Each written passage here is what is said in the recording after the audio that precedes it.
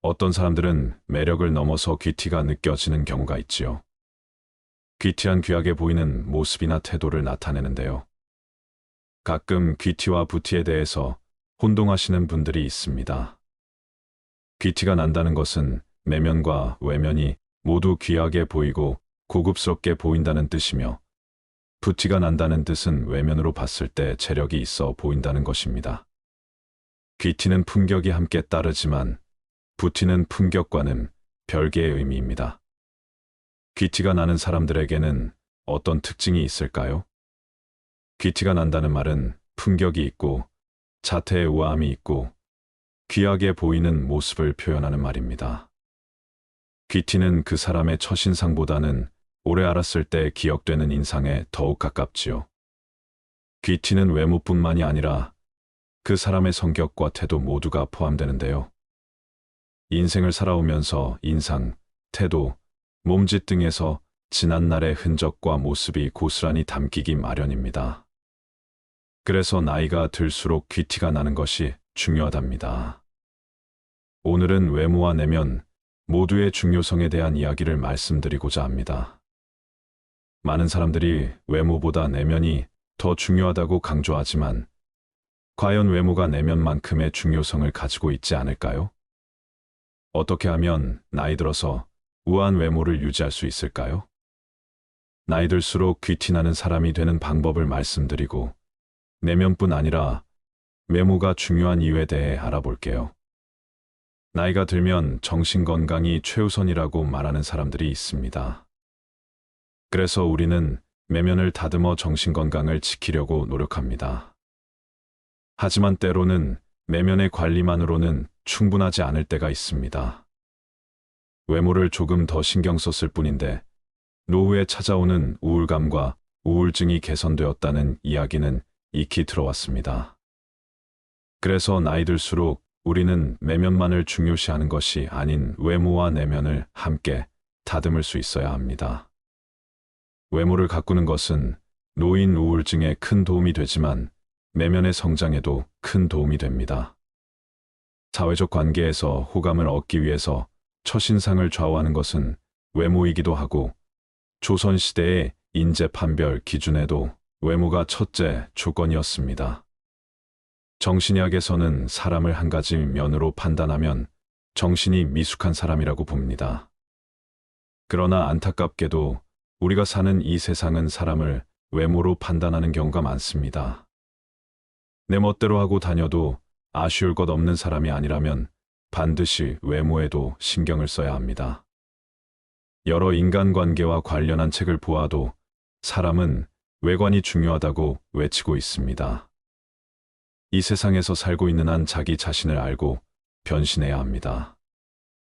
머리 손질부터 의상, 말투 하나로도 당신은 변할 수 있습니다. 이때 부티를 내지 말고 귀티가 나도록 해야 합니다. 졸부처럼 돈과 상표만 걸치지 말고 귀족적 세련됨을 갖추어야 합니다. 최우선으로 두어야 하는 것은 깔끔하게 다녀야 한다는 것입니다. 꾸깃꾸깃 구겨져 있고 냄새가 나는 옷차림에 구겨 신는 지저분한 신발은 당연히 고급스러워 보이지 않습니다. 깔끔하기만 해도 훨씬 호감 가는 인상이 될 수 있습니다. 그리고 부드럽고 온화한 표정을 지으세요. 이목구비보다 더 중요한 게 표정입니다. 항상 부드럽게 웃으면서 살짝살짝 변하는 표정 변화는 그 사람을 여유 있어 보이게 합니다. 그리고 몸매보다 바른 자세에 신경 써야 합니다. 항상 구부정한 등과 어정쩡한 자세에서 허리만 쭉 펴도 사람이 달라 보입니다. 여기에 건강한 식단과 운동으로 관리까지 하면 사람이 멋있어 보이고 실제로 자신감도 올라가게 됩니다. 유행보다는 나에게 어울리는 옷을 입으세요. 내 체형에 잘 어울리는 스타일을 아는 것이 중요합니다. 나와 체형이나 분위기가 비슷한 연예인들이 어떻게 스타일링 하는지 눈여겨보면 좋습니다. 옷을 꼭 많이 사지 않아도 평소에 매장에 가서 많이 입어만 봐도 나에게 어울리는 스타일을 찾을 수 있습니다. 고급스러워 보이기 위해서는 옷의 소재를 꼭 체크하고 원색보다는 부드러운 색감을 선호하는 게 좋습니다. 외모가 주는 이 점은 남들보다 앞선 출발선에 설 수 있다는 것입니다. 예쁘게 꾸미고 나간 날은 사람들이 유난히 나에게 친절하다고 느껴지는 경우가 많고 나의 마음가짐도 달라집니다. 마음 밑에서부터 자신감이 솟아오게 됩니다. 반면 너무 후줄근하게 외출했을 때는 사람들을 최대한 안 마주치고 얼른 집에 오고 싶다는 마음이 듭니다. 외모가 출발선을 조금 앞에 놓아준다면 묵론하고 질주하게 만들어주는 것은 노력입니다. 외모만 믿고 노력은 하지 않는다면 생명이 길 수 없습니다. 나이 들수록 외모에 더 신경을 써야 하는 이유 3가지를 말씀드리겠습니다. 첫째로는 후광 효과가 있습니다. 후광 효과란 어떤 대상이나 사람에 대한 일반적인 견해가 그것의 구체적 특성을 평가하는데 영향을 미치는 현상입니다. 외모에서 호감을 느끼면 그 사람을 착하고 유머 있고 성실한 사람으로 추측하는 경향이 있습니다. 반대로 호감이 느껴지지 않는 외모라면 부정적인 추측을 할 가능성이 높아집니다. 심지어 어린아이들도 처음 보는 사람의 외모를 보고 그 사람을 얼마나 신뢰하는지 판단하는데 외모의 영향을 받는 것으로 나타났습니다. 이는 나이가 들더라도 외모가 어떻게 평가되는지 따라 타인과의 관계에 영향을 미칠 수 있다는 것을 의미합니다. 본인을 가꾸는 것은 자신뿐만 아니라 주변 사람에게도 긍정적인 영향을 끼칩니다. 깔끔하고 정한 모습을 유지하는 노인들을 보면 그들에게는 존경의 대상이 되는 경우가 많습니다. 반면 외모에 신경을 쓰지 않는다면 자신과 주변에 부정적인 영향을 미칠 수 있습니다. 이는 나이가 들더라도 외모에 대한 자기 관리가 중요하다는 것을 시사합니다. 최고의 성형은 표정과 자세라고 할 수 있습니다. 외모의 개선은 돈을 쓰지 않아도 가능하며 표정과 자세를 바꾸는 것만으로도 긍정적인 인상을 줄 수 있습니다. 표정과 자세는 다이어트만큼이나 중요한 외모의 요소로 무엇보다도 긍정적이고 자신과 믿는 인간관계를 형성하는 데 도움이 됩니다. 하지만 주의해야 할 점은 외모를 가꾸는 것을 악용하는 사람들도 존재한다는 점입니다. 남을 속이거나 사기를 치기 위해 외면을 꾸미는 경우도 있으므로 신중함이 필요합니다. 두 번째는 나의 기분에 긍정적인 영향을 미치기 때문입니다. 이는 많은 사람들의 경험에서도 확인할 수 있습니다. 하루 종일 집에서 느긋하게 있을 때 세수도 제대로 하지 않으면 기분이 우울해지는 경우가 많습니다. 또한 출산 후 심신이 망가져 있는 경우에도 자신을 꾸미고 립스틱이라도 바르고 머리를 정리하면 기분이 상당히 나아지는 경험을 하는 분들이 있습니다. 직장 여부와는 상관없이 집에서도 화장하고 정돈된 모습으로 있다면 자신에 대한 만족감을 높일 수 있습니다. 노년에도 화장하고 꾸미며 살아가려는 의지를 갖고 있는 분들도 많습니다. 남성들도 세수와 머리 다듬기만 하더라도 기분이 상승하는 경우가 많습니다. 이런 외모에 대한 관리는 우울증과 의기소침을 멀리하며 긍정적인 효과를 가져올 수 있습니다. 특히 나이가 들수록 자주 씻고 외모를 꾸미는 것이 나이에 따른 우울증과 심리적인 안정에 도움이 됩니다. 어린 시절에는 어떤 옷을 입어도 어울렸지만 나이가 들면서 어울렸던 옷이 어색해지는 경우가 생깁니다. 이에 따라 새로운 옷을 구입하고 특히 머리에 신경을 쓰는 것은 깔끔한 인상을 유지하는 데 도움이 됩니다. 외모가 건강하면 내면도 건강한 경우가 많고 외모를 가꾸는 것은 자기를 잘 아끼는 행동이기도 합니다. 하지만 나이가 들면서도 외모에 너무 신경 쓰는 것은 조심해야 합니다. 너무 과한 외모 관리는 오히려 부정적인 결과를 낼 수 있으므로 적절한 균형이 필요합니다.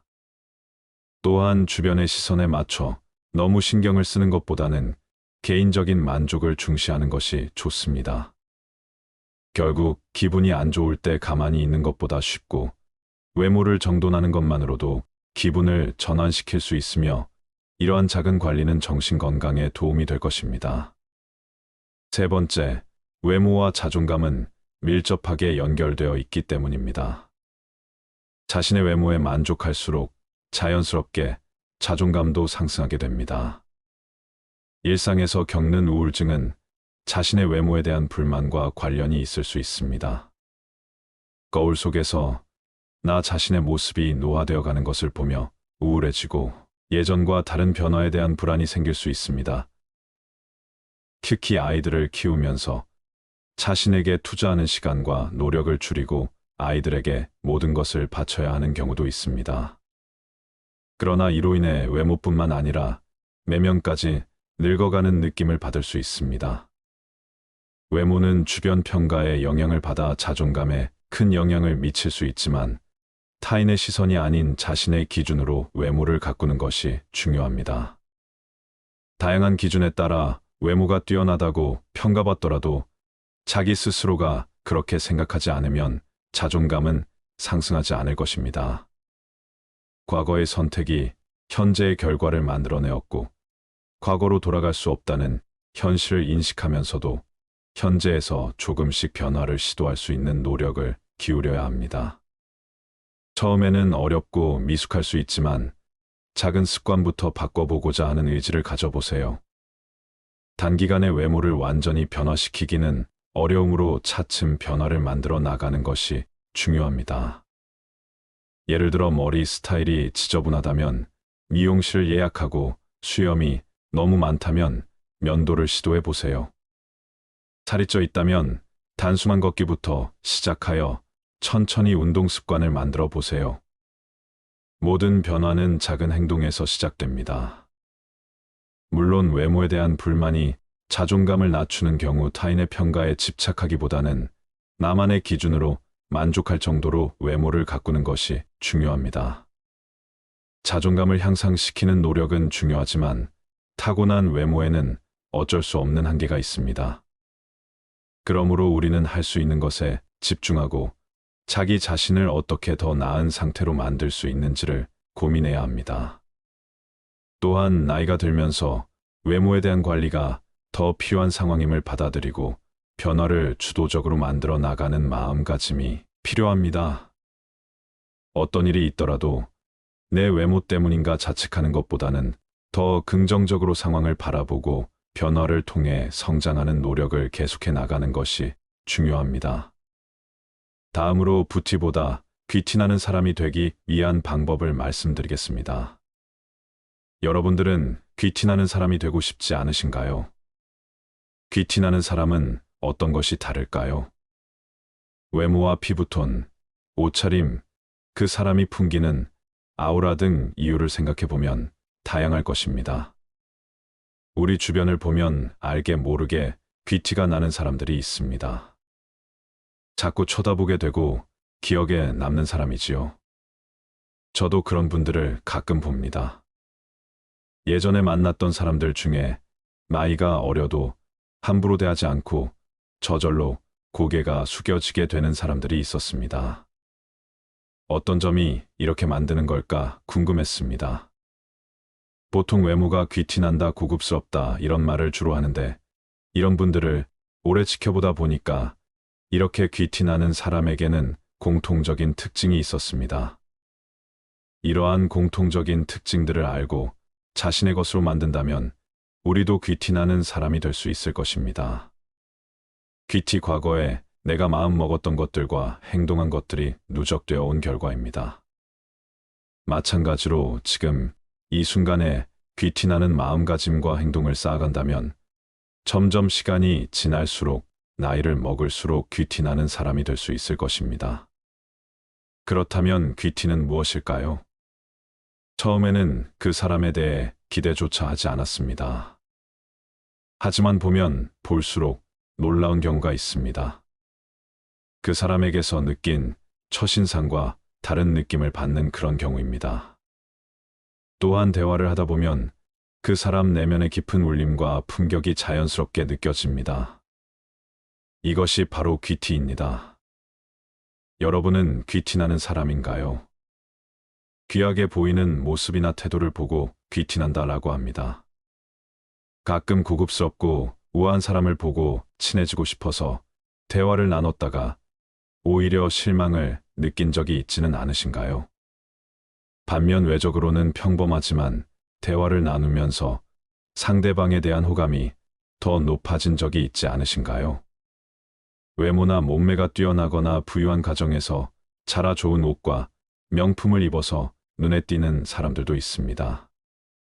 하지만 어려운 가정 환경에서 자랐거나 그냥 평범해 보이지만 왠지 모르게 귀티나거나 볼수록 매력적인 사람들도 우리 주변에서 종종 볼 수 있습니다. 그들은 어떻게 귀티나는 사람들이 되었을까요? 귀티나는 사람이 되는 방법이 부자가 되는 습관과도 비슷한 부분이 많습니다. 귀티가 나기 위한 가장 중요한 요소에 관해 말씀드리겠습니다. 외국의 한 대학교에서 흥미로운 실험을 진행했습니다.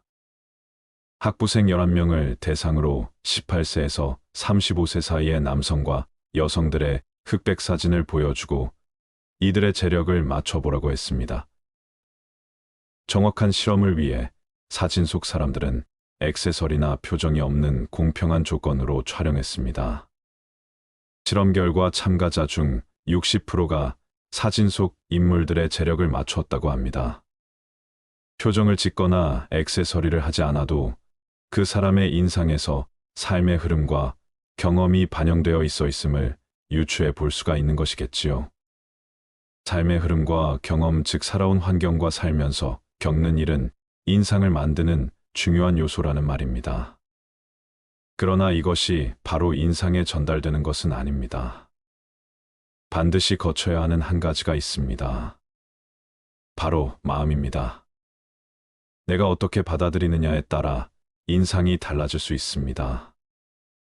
부정적이거나 매사 발생하는 일들을 좌절로 받아들이면 인상은 점점 더 나빠질 것입니다. 반면 긍정적으로 스트레스를 줄이는 대처를 한다면 결과는 달라집니다.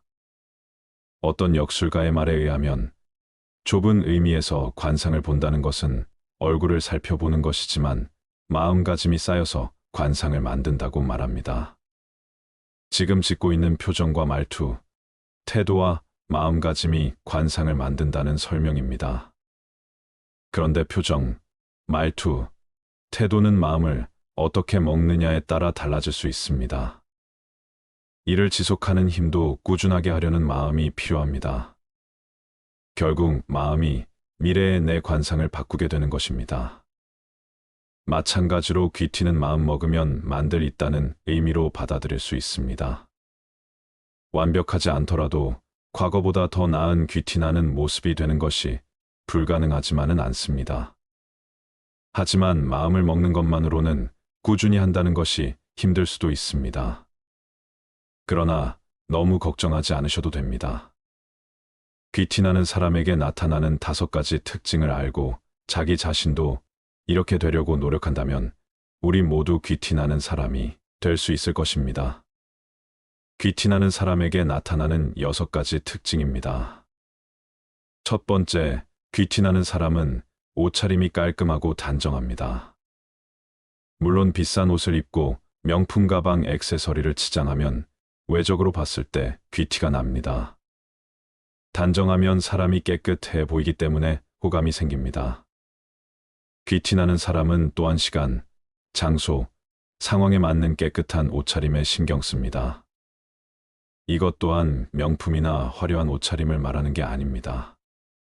실제로 운동복에 슬리퍼를 신었을 때와 정장에 구두를 신었을 때 자신의 걸음걸이나 자세, 행동이 달라지는 것을 한 번쯤 경험해 본 적이 있을 겁니다. 이처럼 상황에 맞는 깔끔하고 단정한 옷차림만 나의 자세와 행동이 바뀌고 사람들에게 풍기는 분위기를 바꿀 수 있습니다. 두 번째, 귀티나는 사람은 자세가 바릅니다. 항상 자세가 올바른 사람이 있습니다. 그런 사람들은 보면 볼수록 성실할 것 같고 인상이 좋아 보이고 왠지 모르게 신뢰가 갑니다. 자세가 좋기 때문에 어떤 옷을 입어도 스타일이 좋아 보이고 폼이 있어 보입니다. 왜 그렇게 보일까요? 다들 아시겠지만 바른 자세를 계속 유지하는 건 결코 쉬운 일이 아닙니다. 바른 자세를 유지하기 위해 계속 신경 쓰고 노력하는 것입니다. 사람들이 보지 않을 때도 자기 관리에 힘쓰고 있다는 것을 알 수 있습니다. 만약 생각과 마음이 의기소침해져 있더라도 바른 자세를 유지한다면 시간이 지나면서 생각과 마음도 회복되고 귀티나는 분위기로 바뀔 것입니다. 세 번째, 귀티나는 사람은 상대방을 배려합니다.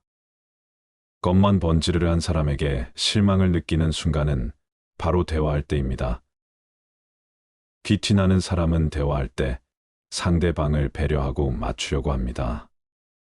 함부로 사람을 대하지 않고 자기 말을 많이 하기보다는 상대방 말을 더 많이 듣는 자세로 대화를 합니다. 그러면 상대방은 내가 존중받고 있구나라는 느낌을 받으며 매력을 느끼게 됩니다. 우리는 가끔 사람들과 이야기를 나누고 집에 갈 때 그 말은 하지 말았어야 하는데라고 후회할 때가 있습니다. 내가 말을 많이 하는 것보다 상대방의 말을 경청하면 말 실수를 하는 것을 줄일 수 있습니다. 또한 귀티나는 사람들은 실례하지만, 죄송하지만, 바쁘시겠지만과 같은 말을 자주 사용합니다. 또한 무엇을 해라와 같은 직설적이고 명령조의 말투보다 부탁해도 될까요? 해주실 수 있나요? 같은 의문형이나 청유형 문장을 사용합니다. 이런 식으로 부드럽게 자신의 의견을 제시하며 수직적 관계가 아닌 수평적 관계를 나타내 상대방을 배려합니다. 네 번째, 차분하고 여유롭습니다. 사람은 하루에도 몇 번씩 여러 가지 상황들로 인해 감정의 기복이 오르락내리락합니다. 그럼에도 불구하고 귀티나는 사람은 항상 차분하고 여유로운 모습을 보여줍니다. 그들은 감정에 기복이 없는 걸까요? 사람은 어렵고 힘들 때 그 사람의 진면모가 나타난다고 합니다. 모든 사람들은 감정이 좋을 때와 나쁠 때가 있습니다. 하지만 빛이 나는 사람들은 감정을 스스로 컨트롤할 줄 압니다. 평소의 명상과 사색 마음챙김과 같은 훈련을 통해 얻어낸 결과물이죠. 사람이 없을 때도 자신의 생각과 말 행동을 올바르게 유지하려고 노력한다면 겉으로 자신의 떳떳함, 자신감이 보일 것이고 결국 그것이 사람들에게 귀티로 비치게 될 것입니다. 독서, 명상, 운동을 통해 몸과 마음의 지혜를 쌓고 자신만의 확고한 가치관과 소신을 가지면 타인의 시선으로부터 자유로워집니다. 그렇게 자신의 속도로 삶을 살아가는 모습들이 다른 사람들에게는 차분함과 여유로움으로 비칠 것입니다. 다섯 번째, 귀티나는 사람들은 긍정적입니다. 자극적이거나 부정적인 말은 들은 순간에 사람들의 시선을 집중시킬 수 있습니다. 뉴스나 신문 기사가 대부분 안 좋은 소식으로 채워지는 이유입니다. 사람들을 만나 이야기할 때 정치, 경제, 연애 등 다양한 분야에서 이슈가 되는 부정적 이야기를 꺼내 이목을 집중시키는 사람도 있습니다. 하지만 그런 사람과 계속 대화를 하다 보면 부정적인 생각이 나에게도 쌓이고 피곤해지는 걸 느끼기도 합니다. 부정적인 말과 행동이 잦은 사람은 벽이 떨어져 보이고 가벼워 보입니다. 뒷담화를 자주 하는 사람이라면 언젠가 다른 곳에서 나의 뒷담화를 하고 있을 수도 있습니다. 귀티가 나는 사람들은 어떤 상황에서도 긍정적으로 생각합니다. 이런 성향은 자석과 같아서 주변에 긍정적인 사람들을 끌어당기게 됩니다. 긍정적인 사람과 함께 시간을 보내며 우리의 삶을 소중하게 생각하게 됩니다. 반대로 부정적인 사람은 부정적인 사람을 끌어당기게 됩니다. 이런 사람이 주변에 있다면 과감히 끊어내야 합니다. 나에게 올 좋은 운까지도 없어지게 만들기 때문입니다. 이처럼 귀티나는 사람은 긍정적이며 부정적인 말을 하지 않기 때문에 함께하는 사람들까지 기분이 좋아집니다. 보면 볼수록 매력을 느끼게 되고 호감이 상승합니다. 6번째, 귀티나는 사람은 오래 고민하지 않습니다. 귀티나는 사람들은 쓸데없는 고민이 내 인생의 독이 된다는 것을 잘 이해하고 있습니다. 고민을 하려거든 10분 이상 고민하지 마세요. 우리가 하는 걱정거리의 40%는 절대 일어나지 않을 사건들에 대한 것이고 30%는 일어난 사건들이고 22%는 사소한 사건들, 4%는 우리가 바꿀 수 없는 사건들이라 합니다. 즉 96%의 걱정거리는 쓸데없는 것입니다. 고민거리는 오직 두 가지라는 것을 알아야 합니다. 내가 걱정해서 해결할 수 있는 고민과 내가 아무리 걱정하더라도 결코 해결할 수 없는 고민입니다. 내일 비가 오면 어떻게 할까요? 우산을 준비하면 됩니다. 비를 멈추게 하는 것은 당신 능력의 한계입니다. 그것은 신의 영역입니다. 신의 영역에 속하는 문제는 신에게 맡기세요. 그리고 오직 당신이 걱정해서 풀 수 있는 문제들만 고민하고 해결책을 찾으세요. 당신에게 어떤 고민이 있을 때 머리를 싸매고 며칠 누워 있으면서 걱정을 한다고 해서 문제가 해결되지는 않습니다. 어떤 문제에 직면했을 때 그 문제에 대해 우리가 생각할 수 있는 시간은 굳이 따지자면 10분도 안 된다고 합니다. 무슨 걱정거리가 있건 그것을 종이에 적어보세요. 그 몇 줄 안 되는 문제에 대해 10분 안에 해답이 나오지 않으면 그것은 당신이 해결할 수 있는 고민이 아닙니다. 그런데도 그 10분을 많은 사람들이 질질 고무줄처럼 늘려가면서 하루를 허비하고 한 달을 죽이며 결국에는 1년을 망쳐버립니다. 하지만 어떤 것은 해결 방안을 알고 있으면서도 행동에 옮기는 것을 두려워하는 경우가 있습니다. 10분 안에 해답이 안 나온다면 더 이상 걱정하지 마세요. 새벽에 일어나서 운동도 하고 공부도 하고 사람들을 사귀면서 최대한으로 노력하고 있는데도 인생에서 좋은 일은 전혀 일어나지 않는다고 말하는 사람은 거의 없습니다. 고민이 많다고 해서 한숨 쉬지 마세요. 은퇴 후에 어떤 일상들을 보내시고 계신가요? 자신의 관심 분야를 탐색하는 것은 즐거운 노후 생활을 위한 첫 번째 단계입니다. 다양한 분야에 대해 호기심을 갖고 탐구해 보세요. 취미 생활은 우리의 삶에 즐거움과 의미를 더하고 건강과 행복을 유지하는 데 도움을 줍니다. 다양한 주제와 아이디어를 통해 노후 생활을 활기차고 풍요롭게 보낼 수 있는 방법을 알아보세요. 취미 생활은 우리에게 여유와 만족감을 주는 중요한 요소입니다. 취미를 통해 자신을 발전시키고 새로운 관심 분야를 탐색할 수 있습니다. 또한 취미는 건강 증진과 사회 참여에도 도움을 줄 수 있습니다. 예술, 역사, 과학, 체육 등 다양한 분야의 책을 읽거나 관련된 온라인 강좌를 수강해 보는 것도 좋은 방법입니다. 관심 있는 주제에 대해 깊이 있는 지식을 습득하고 새로운 관점과 시각을 개발하는 것도 좋습니다. 이를 통해 자신의 역량을 넓힐 수 있고 더욱 풍요로운 노후 생활을 즐길 수 있습니다. 오늘은 노후에 하기 좋은 취미 활동에 대하여 말씀드리겠습니다. 우리가 은퇴를 하고 노년을 맞이하면 수면, 식사 같은 필수 시간을 제외한 대부분의 시간이 자유입니다. 게다가 평균 나이는 80대 중반이고 길게는 100세까지 사는 분들도 종종 보이는 요즘입니다. 혹시나 여러분들 중 젊어서 직장 생활 육아로 정신없이 살던 때에는 그렇게 그리던 여유로운 삶이 막상 노년에 펼쳐지니 뭘 해야 할지도 모르겠고 너무 막막해서 허무함에 빠지신 분들은 안 계신가요?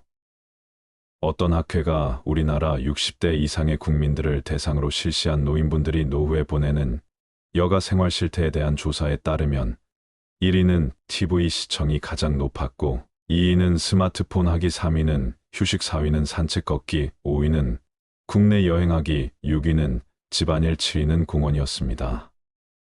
사회가 고도로 발달하고 노인들의 복지는 돌아볼 틈 없이 쉼없이 앞으로만 달려가니 정작 우리나라를 여기까지 이끌고 만들어 온 노인분들은 집으로 스마트폰으로 공원으로 소외되고 있다는 것을 알 수 있습니다. 물론 나이가 들면 힘이 빠지기 때문에 할 수 있는 취미가 한정적일 수밖에 없다지만 그렇다 하더라도 우리가 집에 앉아 가만히 TV나 보며 죽는 날만 기다려야 할까요? 우리 개개인의 상황에 따라 맞는 취미를 찾을 수는 없을까요? 전문가들 또한 말합니다. 아무래도 요즘 정보 제공 서비스가 온라인 중심이다 보니 노인분들이 정보를 얻기가 어려우셔서 취미가 다양하지 못할 수밖에 없다고 말입니다. 그 예로 교통수단을 인터넷으로 예매하실 때 불편하다고 느끼신 분들이 60%, 그나마 노인분들 중 58%만이 인터넷 예매를 경험하셨다고 합니다.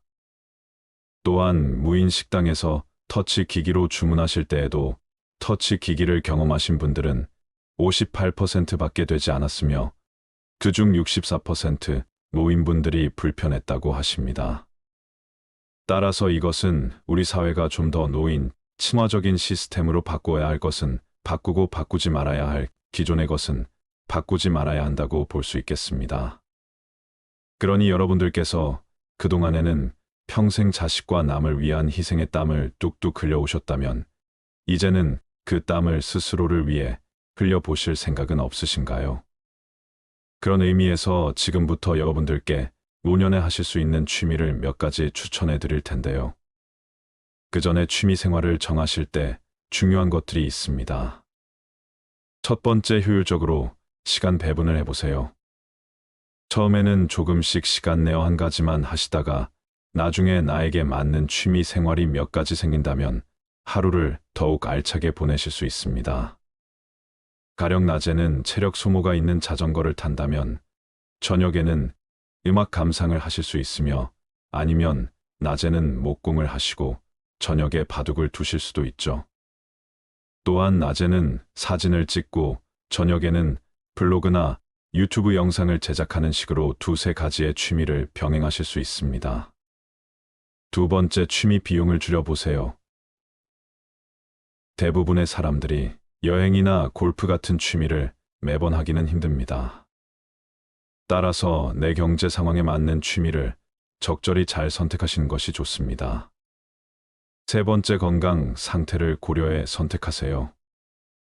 몸 상태가 좋지 않다면 몸을 많이 쓰는 취미보다 독서나 약초를 키우는 것처럼 몸에 무리가 가지 않으면서 소소한 재미를 느낄 수 있는 취미를 정하시는 것이 좋겠습니다. 지금부터 노후에 여러분들께서 즐기실 수 있는 취미를 8가지 추천해 드릴 텐데요. 물론 제가 추천해 드린다고 이것을 꼭 전부 다 하시라는 압박을 느끼실 필요는 전혀 없으며 혹시라도 마음에 드는 게 하나도 없다고 하셔도 상관이 없습니다. 노후에 즐길 수 있는 취미의 종류가 이런 것들이 있구나, 취미를 즐기는 것이 그렇게 어려운 것이 아니구나, 이런 생각만 드셔도 저는 성공이라고 생각하니까요.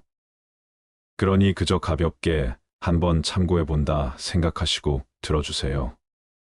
첫 번째 취미 활동은 수영입니다. 수영은 가장 돈을 적게 들이면서 관절에도 무리가 없고 위험성이 적은 최고의 운동입니다. 그리고 노년층에게 관절염에 좋은 사회성, 협동심 등 다양한 측면에서의 장점이 많은 운동이기 때문에 대한노인 재활의학회에서 권장하는 운동입니다. 또한 노인들이 불가피하게 넘어질 경우에도 수영을 한 분들은 균형 감각으로 인해 넘어질 때의 피해를 줄일 수 있기 때문에 더욱더 수영을 추천한다고 합니다. 그리고 요즘은 시골에도 동네 주민 스포츠 센터가 있어 수영장을 쉽게 접할 수가 있으니 동네 주변을 한번 둘러보시는 것은 어떨까요? 두 번째 취미 활동은 탁구입니다. 탁구는 유산소 근육 운동이 결합한 스포츠입니다. 남녀노소 모두 즐길 수 있고 과격하지 않으면서도 운동량이 많은 게 특징이지요. 계절에 상관없이 즐길 수 있어서 취미로 즐기기 좋습니다. 같은 시간 동안 등산을 하는 것보다 칼로리 소모량이 1.4배나 많으며 폐 기능 강화는 물론 복근, 허벅지, 어깨 종아리의 근육 발달에 매우 좋습니다. 또한 안전사고나 부상의 위험이 가장 적은 종목이기도 해서 나이가 들어도 부담 없이 즐길 수 있는 장점이 있습니다. 또한 80세 이상 노인분들은 탁구공이 라켓이 조금 큰 라지를 즐기실 수 있습니다. 참고로 탁구는 노인종합복지관과 지역 탁구장에서 배울 수 있습니다. 그렇게 동호회에 가입해서 사람도 만나시면서 조금씩 배우시는 것도 추천드립니다. 세 번째 취미 활동은 베란다나 공터의 채소 키우기입니다. 노년 생활에서는 육체 활동이 중요한 만큼 집에서도 쉽게 움직이며 하실 수 있는 취미입니다. 그렇게 베란다나 텃밭에서 채소를 가꾸다 보면 채소뿐만 아니라 건강까지도 얻을 수 있어 일석이조입니다.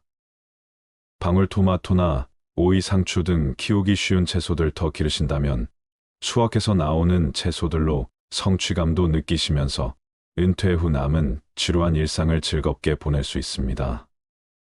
그리고 최근에는 은퇴 후 복잡한 도시 생활을 끝내시고 지방 전원주택으로 정착해 텃밭을 가꾸는 분들도 많으신데요.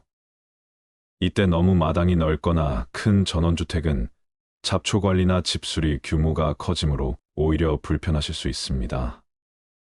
그러니 환경을 잘 고려해 보시고 무리하지 않는 것을 권해드립니다. 네 번째 취미 활동은 악기 연주입니다. 전문가들은 노년에 악기를 연주하는 것이 우울증을 낮추고 치매를 예방하고 병원을 방문하는 횟수도 떨어뜨리며 폐 기능까지 늘리는 효과가 있다는 연구 결과를 밝혔습니다. 동호회 등에 참석하셔서 악기를 배우시면 새로운 친구들도 생기고 공연을 준비하시면서 잘해내고 싶은 새로운 목표가 생길 것입니다. 그래서 공연을 하고 박수를 받을 때의 성취감은 말할 수 없이 큽니다. 우리가 은퇴를 하면 스스로 위축이 많이 될 수 있는데 악기 연주를 하면 삶의 활력과 자존감을 채울 수 있습니다. 그래서 하나의 악기만 잘 배워두어도 봉사활동이나 재능 기부를 하시면서 삶의 활력을 찾을 수 있습니다. 다섯 번째 취미 활동은 독서입니다. 특히 도서관에 가서 책을 읽으면 딱히 돈을 들이지 않고도 여러 가지의 책을 읽을 수 있어서 좋습니다. 노년기에는 육체적으로 제약이 있기 때문에 다양한 경험이나 여행을 하고 싶어도 힘에 부칠 수가 있습니다. 그러나 우리는 책 한 권으로 세상 어디에든 갈 수 있으며 얘가 경험해 보지 못한 것을 체험해 볼 수 있습니다. 또한 우리의 뇌는 책을 계속 읽으면 책을 좋아하는 대로 바뀌기 때문에 꾸준히 책을 즐기다 보면 정신과 통찰력이 깊어진다는 느낌은 덤으로 느낄 수 있고 새로운 것에 관심이 생겨서 도전의식도 생길 수 있으니 독서는 단지 독서를 넘어서서 새로운 계기를 맞이하는 좋은 취미가 될 수도 있습니다. 여섯 번째 취미 활동은 요가와 명상입니다.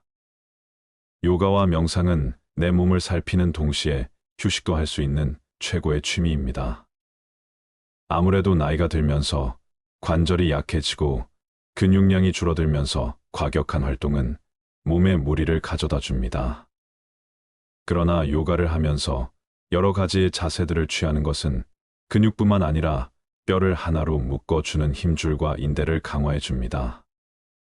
또한 요가를 하면서 의식적으로 호흡과 명상을 할 수도 있는데 이는 심장박동수와 혈압을 낮추어 불안과 우울증을 완화하는 데 도움을 줍니다. 요즘에는 집에서도 유튜브를 보시면서 요가 동작과 호흡을 따라 할 수 있는 영상들이 많으니 아침에 시간을 정해놓고 요가와 명상을 취미로 하는 것도 좋아 보입니다. 일곱 번째 바리스타 소믈리에 요리입니다. 먹는 즐거움을 즐기는 분들이시라면 바리스타 자격증이나 소믈리에 자격증 요리 배우기에 도전하는 것도 좋습니다. 커피향이 좋은 분들은 바리스타에 도전하시고 와인의 향에 취하고픈 분들은 소믈리에 도전하시고 음식을 좋아하는 분들은 요리에 도전해 보시는 건 어떨런지요. 처음에는 혼자만의 취미 생활일 수 있지만 취미 생활이 깊어지고 성취감이 높아질수록 주위 사람들과 함께 나누고 싶어지게 될 수도 있고 더 나아가 은퇴 후 직업으로 연결될 수도 있지요. 8번째, 그림 그리기입니다. 우리가 어릴 때에는 누구나 그림을 그렸습니다. 도화지의 땅바닥에, 벽과 마루에 온통 그림을 그리지요. 그러다 나이가 들면서 그림을 그리지 않게 됩니다. 지금 그림을 그리는 저는 단지 그림 그리는 것을 멈추지 않았을 뿐이죠. 그러니 여러분들도 언제든 다시 그림을 그린다고 해도 그것이 이상할 것이 없습니다. 원래 하던 것을 다시 하는 것뿐이니까요. 그리고 보통 그림을 그릴 때 그림을 얼마나 잘 그리는지 전혀 중요하지 않다고 하기도 하지만 사실 실력이 조금씩 느는 것이 느껴지지 않으면 그림 그리는 것이 재미가 붙지 않는 게 사실입니다. 주변의 칭찬도 듣고 그래서 자기 만족도 들어야 더 잘 그리고 싶은 목표 의식도 생기니까요. 처음에는 실물보다 사진을 보고 따라 그리시는 게 좀 더 쉬울 것이며 나무나 꽃처럼 형태가 복잡한 사물은 당장은 피하시고 구름이나 바다, 수평선 같은 간단한 풍경이나 사물을 그리는 것을 추천드립니다. 또한 처음에는 연필로 스케치를 하시고 연필로 간단한 명암만 표현하시고 끝내시면 그것으로 형태 감각이 어느 정도 생기시면 그때 물감으로 색칠을 시작하시는 것이 좋습니다. 그림을 수학 문제로 본다면 연필, 스케치, 그림은 이런 공식 기초이고 색칠은 좀 더 복잡한 응용 문제라 볼 수 있습니다. 그래서 처음부터 응용 문제를 푸셔서 좌절감에 그림을 시작도 못하고 포기하시는 경우가 많습니다. 문화센터나 학원에서 도형과 석고상 같은 딱딱한 그림만 계속 그리게 하거나 수채화 같은 초보자의 진입장벽이 높은 그림을 그리게 하면서 세세하게 지도조차 해주지 않는다면 과감히 끊고 다른 학원을 찾아보시는 걸 추천드립니다. 그리고 보통 그림하면 수채화를 많이 생각하시는데요. 수채화는 물 조절이 어렵고 사물의 구체적인 묘사와 중간 과정이 동시에 진행되기에 생각보다 초보분들의 진입장벽이 높습니다. 그래서 물 조절이 비교적 간편하면서 몇 번이든 덧칠이 가능한 아크릴 물감으로 색칠을 시작하시는 걸 추천드립니다. 그리고 아크릴 물감이 손에 익으면 유화 물감도 쉽게 시작하실 수 있으니 이 또한 이득이 되실 것입니다. 그렇게 그림을 그리시다가 뿐만 아니라 기억력 증진에 큰 효과가 있다고 하는데요. 우리는 그림을 그리면서 시각적 공간적으로 사물을 바라보고 표현하는 연습을 하게 되며 그림을 배우면서 언어적인 요소는 물론 팔과 손가락 관절을 미세하게 움직이는 운동적 효과까지 얻을 수가 있습니다. 그 밖에도 노후에 많이들 하시는 취미들이 등산, 테니스, 자전거 등이 있는데 이런 취미들은 젊었을 때부터 꾸준히 체력을 길러오셨고 제대로 된 자세와 방법들을 익히시고 시작을 하시는 것이 좋습니다. 그렇게 여러 가지 취미를 하시다 보면 잊고 있었던 과거와 만나면서 생각에 잠기기도 하는데요. 노인이 되어 찾는 취미의 시작은 내 어릴 적 못 이룬 꿈을 찾는 것에서 기인한다고 합니다. 이 나이에 새삼스럽게 무슨 취미 생활인가 이런 생각을 하실지도 모르겠습니다. 어릴 적 꼭 거창한 걸 해보고 싶은 어린아이는 없었을 것입니다. 나도 모르게 무의식적으로라도 하고 싶었지만 상황이 여의치 않아 못한 일들이 있지 않았을까요? 그것이 아주 사소한 것이어도 말입니다. 그리고 또한 지금까지는 돈 벌고 자식 키우시면서 채우면 채울수록 커난 삶에 매달려 살아오셨다면 어린 시절 바라보았던 하늘 가득 반짝이던 별들을 떠올려 보세요. 그 밤마을 우러러 넉넉했던 그날의 순수를 떠올려 보세요. 여러분들께서 노후에 집에서 하루 종일 TV 보는 삶을 위하여 이날까지 그토록 헌신해 오신 것은 아닐 거라 믿고 싶습니다. 그래서 우리가 그때는 시절을 잘못 만나 우리의 별을 잃고 살 수밖에 없었던 이제는 다시 그때의 나를 찾는 여행을 한번 해보시는 것은 어떨까요? 나무가 항상 하늘로 향하듯이 우리의 발은 땅을 딛고 이번에는 별을 한번 쳐다보며 걸어가는 건 어떨까요? 몇 년 전 명예퇴직을 하시고 올해 70이 된 어떤 할아버지 얘기를 들려드리겠습니다. 김 씨 할아버지는 60대 중반에 은퇴를 하셨습니다. 할아버지는 드디어 사회와 가정으로부터 벗어났다는 해방감에 그동안 만나지 못했던 사람들도 만나고 여행도 다니시며 이뤄왔던 자유를 만끽하셨습니다. 그렇게 몇 년이 흘러서 다시 일상으로 돌아온 할아버지는 갑자기 앞이 캄캄해졌습니다. 인생이 너무 지겹고 막막하고 허무했던 때문이었습니다. 이유인 즉슨 여행은 비용이 많이 들어 계속 갈 수가 없었고 그마저도 몇 번 반복하니 지겨워졌지요. 그리고 친구를 만나도 정서적인 소모가 컸고 한 번 만날 때마다 들어가는 밥값, 술값이 만만치 않았지요. 또한 할아버지의 나이가 이제 70인데 막상 70이 되어 보니 젊었을 때 생각했던 70세와는 거리가 멀었습니다. 몸이 여기저기 조금씩 아프긴 했지만 사는데 크게 지장은 없었습니다. 그러면 적어도 앞으로 15년은 좋게 더 살 텐데 뭘 해야 하나 일을 하지도 할 수도 없는 나는 이제 무엇인가 자문을 해볼수록 막막함은 더해져만 갔습니다.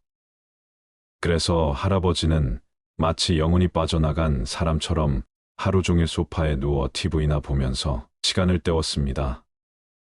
게다가 은퇴 전엔 지방에서 일을 하였기에 기러기 아빠 주말 부부로 살았던 할아버지였으나 지금은 집에서 아내와 새삼 어색하게 얼굴 맞대고 있으려니 할아버지는 적응이 더 힘들기만 했습니다. 그래서 꿔다 놓은 보릿자루처럼 하루 종일 가만히 앉아 있었습니다. 하지만 어느 날부터 아내의 표정이 굳어지는 것 같더니 점점 할아버지를 대하는 태도가 쌀쌀맞게 변해갔습니다. 그러던 어느 날 갑자기 아내가 화를 크게 냈습니다. 당신 진짜 해도 너무한 거 아니야? 내가 지금 무진장 참고 있는 거 알아? 할아버지는 그동안 타지에서 가족과 떨어져서도 열심히 일해준다며 고맙다고 말하던 아내가 갑자기 화를 내자 당황스러웠습니다. 당신 갑자기 왜 그래, 뭐가 너무하다는 거야? 그러자 아내는 영문을 모르는 남편이 더 어이없다는 듯 아니 지금 그걸 몰라서 물어. 몇 년 동안 전혀 눈치를 못 챘다는 게 말이 돼. 내 친구 남편들도 회사 은퇴한 사람들이 꽤 있지만 당신처럼 그렇게 살진 않아. 은퇴를 했으면 이젠 집안살림도 좀 돕고 그래야지 하루 종일 소파에 누워서 삼시세끼 밥만 받아먹고 있는 게 말이 되냐 이렇게 말합니다. 할아버지는 아내의 말투가 너무 섭섭했습니다. 그동안 가정을 위해 한눈 팔지 않고 성실하게 살아온 자신의 인생이 부정당한 기분이 들었습니다. 당신이야말로 너무한 거 아니야? 내 평생을 가족들을 위해 일하다가 이제야 한숨 돌리고 있는 건데 그게 그렇게 못 봐줄 일이야. 그러자 아내가 말합니다. 당신 은퇴한 지 벌써 3년이 넘었어. 그 정도면 나도 많이 봐준 거야. 그리고 당신은 은퇴했지만 난 아직 직장에 다니면서 당신 밥까지 해야 한다고. 하루 삼시세끼 당신 밥 차리는 게 얼마나 힘든지 알기나 해. 입맛도 까다로워서 무조건 집밥만 먹겠다고 하잖아. 설거지 한 번을 안 하면서 무슨 외식만 하면 큰일 나는 것처럼 난리를 쳐대는데 내가 어떻게 안 힘들겠어. 할아버지는 갑자기 은퇴 후 공백 때문에 방황하시는 중에 아내는 그런 할아버지의 삼시세끼 밥을 차려내 스트레스가 쌓일 대로 쌓였던 것이었습니다. 물론 처음에는 그동안 고생했다며 친구들 모임도 끊은 채 기쁜 마음으로 밥을 해줬었죠. 하지만 날이 갈수록 할아버지가 소파에 누워서 꼼짝도 안 하자 참다 못해 끝내 폭발하고 말았던 것이었습니다. 그래서 아내의 목소리는 점점 높아지고 있었고 거기에 할아버지도 질세라 같이 언성이 높아졌습니다. 그런데 다행히 보다 못한 딸이 중재에 나섰습니다. 엄마, 우리 저녁은 외식하자. 엄마 좋아하는 콩국수 어때? 그러자 엄마는 아빠가 잘도 외식하겠네 하면서 할아버지를 흘깃 바라보았습니다. 이 상황이 너무 낯설고 당황스러웠던 할아버지는 은근슬쩍 안방으로 들어가는 것으로 상황을 모면하려 했습니다. 그러자 딸이 방으로 쫓아와 아빠도 콩국수 먹으러 가자며 분위기를 띄웁니다. 그러면 보통 살짝 져주는 척 따라가면 되는데 할아버지는 딸 앞에서 못난 모습을 보여서 너무 민망했습니다. 그래서 본심과는 전혀 다른 말이 나오고 말았습니다. 귀찮게 뭐하러 나가니 그냥 집에서 대충 때우면 될걸. 그러자 아내가 말합니다. 저것 좀 봐봐. 내가 밥순이 아니냐. 맨날 아주 미쳐요 미쳐. 아내가 다시 발끈하자 할아버지는 더 어쩔 줄 몰라서 안방에서 가만히 서 있었습니다. 그래도 이 상황을 해결하려 딸이 아내를 재차 달랬습니다. 엄마 날씨도 덥고 기분 풀 겸 그냥 콩국수 먹으러 가자. 엄마 콩국수 좋아하잖아. 아내는 딸아이의 말에 기분이 조금 풀렸습니다. 아이고 남편보다 자식이 훨씬 낫네. 그리고 딸은 다시 안방으로 들어와서 할아버지에게 재차 외식을 권했습니다. 할아버지는 아내와 평생을 같이 살았지만 솔직히 아내가 콩국수를 좋아하는지도 몰랐습니다. 그리고 중간에서 딸아이가 애쓰는 모습도 안쓰럽고 화를 내던 아내의 기분도 풀어줄 겸 다 같이 콩국수를 먹으러 갔습니다. 그렇게 식사 후 아내는 스트레스도 풀 겸 딸과 시간을 보냈으면 해서 할아버지만 그냥 귀가를 시켰습니다. 덕분에 딸아이는 한참을 엄마의 하소연을 들어야 했습니다.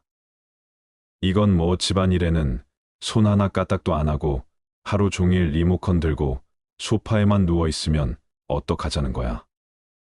내가 삼시세끼 밥해 대느라 아주 몸살이 날 지경이야. 외식도 싫어하지. 국이나 찌개 없으면 밥은 먹지도 않지. 이게 사람이 할 일이니? 그러자 딸은 곰곰이 생각하다 이렇게 말했습니다. 엄마 얼마 전에 TV에서 은퇴 후 아빠들에 관한 다큐를 봤거든요. 혹시 아빠도 은퇴하시고 약간 우울증 같은 게 온 거 아닐까요? 그렇지 않아도 하루 종일 TV만 보시는 게 걱정이 되긴 했거든요. 요즘 아빠 표정을 보면 많이 공허해 보였어요. 낮에 안방에서 힘없이 새우잠 주무시는 거 보면 괜히 짠하기도 해요. 그렇게 모녀가 이야기를 하고 집으로 돌아왔고 집에 돌아온 딸은 할아버지에게 엄마가 지금 얼마나 힘들어하는지 아빠가 없을 때 엄마가 얼마나 힘들었는지 설명해 주었으며 집에서 무기력하게 앉아있는 아빠도 너무 걱정이라고 염려해 주었습니다. 그리고 그 다음 날 딸이 퇴근을 하면서 할아버지에게 웬 전단지를 내밀었습니다. 아빠 이거 우리 동네 복지센터에서 하는 취미 수업이라 아빠가 그동안 하고 싶었는데 못했던 거 있으면 해보면 어떨까? 수강료도 3만 원밖에 안 한대. 딸아이의 말에 할아버지는 정신이 번쩍 드셨습니다. 그동안 은퇴하고 할 일이 없어진 자신이 너무 허무하고 당황스러워 아내의 입장은 미처 생각 못했다는 자각이 드셨기 때문이었습니다. 하지만 딱히 취미도 없었고 좋아하는 것도 없으셨기에 할아버지는 어떤 수업을 들어야 할지 몰랐습니다. 그래서 무엇이든 일단 시작해보자 싶어서 요리 수업을 들어보기로 했습니다. 그리고 그동안 혼자서 고생했을 아내를 위해 늦잠이라도 편히 잘 수 있게 내가 아침밥을 해주리라 할아버지는 이렇게 결심하셨습니다. 그리고 다음날 바로 동네 복지센터에 가서 요리 수업을 듣기 시작했습니다. 단돈 3만 원에 무아일체가 되어 있던 소파와 TV와 작별을 고하고 더구나 요리를 직접 해주겠다고 하니 제일 기뻐했던 건 아내였습니다. 그런데 더 놀라운 것은 할아버지한테 요리가 재미있다는 것이었습니다. 70년을 살고 처음 알게 된 사실에 놀랍기도 하고 신기하기도 하였습니다. 물론 아침을 짓겠다고 큰 소리 친 첫날부터 잘하지는 못했습니다. 물을 적게 넣었는지 전기밥솥에 누룽지가 만들어졌습니다. 전기밥솥으로 누룽지 밥을 하는 사람은 당신이 처음일 거야. 아내는 박장대소를 하며 웃었습니다. 그날이 은퇴 후 처음으로 해맑게 서로를 쳐다보며 웃었던 날이었습니다. 그렇게 요리에 재미를 붙인 할아버지는 이제 복지센터에서 가르쳐준 요리만 그는 만족이 안 되셨습니다. 할아버지는 그날부터 유튜브의 요리 채널이라는 채널은 다 듣고 지냈습니다. 마치 미지의 세계를 탐구하는 느낌이었습니다. 요리마다 쓰는 방법이 다르다는 게 신기했죠. 어슷썰기, 깍둑썰기, 채썰기, 돌려깎기 등등 세상이 이렇게 재미있을 수가 없습니다. 할아버지는 이제 요리 재료도 신경을 쓰기 시작하셨습니다. 그래서 이번에는 옥상에 텃밭을 가꾸기 시작했습니다. 이것도 얼마나 재미있는지 몰랐습니다. 그 중에 제일 재미있는 게 방울토마토였습니다. 봄에 심어서 한번 열매가 열리기 시작하면 가을까지 계속 토마토를 먹을 수 있었습니다. 그렇게 할아버지는 조금씩 또 다른 자신을 찾아가고 계십니다. 그렇게 할아버지는 처음에는 요리가 여자들의 전유물로 여기시고 아무것도 하지 않으셨지만 대기업 다녔던 사람이라는 스스로의 지위를 내려놓자 새로운 세계가 밀려와 할아버지 인생을 가득 채웠고, 그러자 가족들이 웃기 시작했으며 그것들이 하나가 되어 할아버지에게 행복을 가져다 주게 된 것입니다. 보통 장수를 하시는 분들은 나이가 들어서도 자신의 취미 생활을 즐기는 경우가 많다고 합니다. 다양한 취미 생활로 인생을 건강하고 활력적으로 살수록 더 오래 건강하게 살 수 있기 때문이라고도 하는데요. 혹시나 여러분들은 어렸을 적 꿈은 없으셨나요? 돈을 벌어야 했기에, 삶을 살아내야 했기에 어쩔 수 없이 내려놓은 것은 없으셨는지요?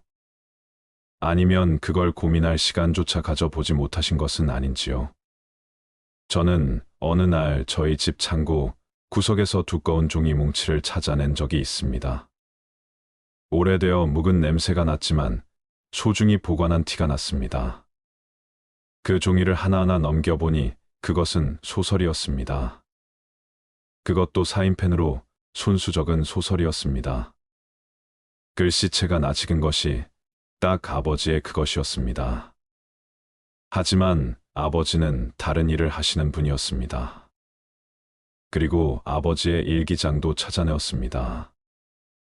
일기장에는 하루하루 당신의 고단한 삶이 생생히 기록되어 있었습니다. 어떻게 태어났는지, 어떻게 사랑받았는지도 상세히 알 수 있었죠. 여보, 미안하고 사랑한다오라는 글씨가 꼬부라지고 내용이 두서가 없는 걸 보니 이날은 약주를 드신 날이었나 봅니다. 아버지 일기장에 의하면 아버지는 글을 쓰는 걸 너무 좋아하신 분이셨습니다. 하지만 집안 형편이 너무 어려워 할머니는 아버지에게 공부를 시켜주지 못했습니다. 당시 공부도 못하고 딱히 돈이 되는 재능이 없으면 공장에 아이들을 맡겼다고 합니다. 그러면 아이들은 공장에서 12시간 넘게 일을 했습니다. 대신 엄마들은 돈이나 간장 같은 물건을 받았다 합니다. 하지만 아이들에게 노출된 환경은 열악하기 그지없었습니다. 어른 직원들의 폭력 속에서 강제로 일을 해야 했으며 동작이 늦다며 망치나 스패너가 날아오기도 했습니다. 아버지는 망치에 머리가 깨져서 피가 흐르던 날 공장 기숙사를 탈출하여 며칠을 뛰어서 집으로 도망쳐 왔습니다. 그리고 방문을 걸어 잠그고 공부를 하셨습니다. 내가 살 길은 공부뿐이다 여기시고 밤에는 방문을 이불로 막고 촛불 아래 공부를 했습니다. 당시엔 양초도 귀했던 시절이라 할머니의 불호령이 떨어졌기 때문이었습니다.